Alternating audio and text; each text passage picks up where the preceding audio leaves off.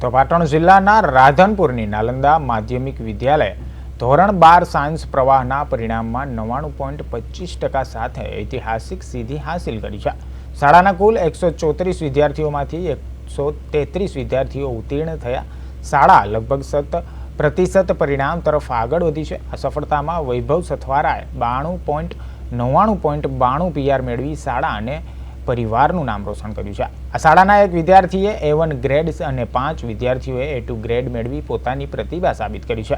શિક્ષકોનું સચોટ માર્ગદર્શન અને વિદ્યાર્થીઓની અથાગ મહેનતને કારણે રાધનપુર પંથકમાં આજે ગૌરવ અને ખુશીનો માહોલ જોવા મળી રહ્યો છે। મેં 12મું પાસ કર્યું છે, જેમાં મને 97.29% અને તથા આ વર્ષે 2026 માં યોજાયેલ બોર્ડની પરીક્ષામાં મારે 95.42% આવેલા છે અને 99.92 PR આવેલા છે। તથા મને મારા શિક્ષકશ્રીઓ તથા આચાર્યશ્રી દ્વારા ખૂબ માર્ગદર્શન મળ્યું છે અને મહેનત કરવાની ખૂબ જ પ્રેરણાઓ મળી છે। પાટણ જિલ્લામાં રાધનપુરની અંદર આવેલી નાલંદા માધ્યમિક વિદ્યાલયનું પરિણામ જિલ્લામાં ખૂબ જ મોખરે રહ્યું। નાલંદાના 134 વિદ્યાર્થી પરીક્ષામાં બેઠા, એમાંથી 133 વિદ્યાર્થી પાસ થયા। 99.25% પરિણામ એ શાળાએ મેળવ્યું છે। જ્યારે શાળાનો વિદ્યાર્થી વૈભવ સથવારા, જેણે 99.98 PR સાથે જિલ્લામાં પ્રથમ ક્રમાંક મેળવ્યો છે, A1 ગ્રેડ મેળવ્યો છે।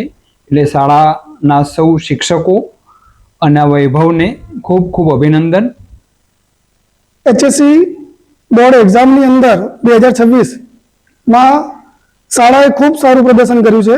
શાળાનું પરિણામ 100% મેળવેલ છે અને વિદ્યાર્થીઓએ પણ સારામાં સારું પરિણામ મેળવ્યું છે, જેમાં સથવારા વૈભવ કનુભાઈ જે A1 ગ્રેડ મેળવી પાટણ જિલ્લાની અંદર દ્વિતીય નંબર અને રાધનપુર ખાતે પ્રથમ નંબર મેળવેલ છે।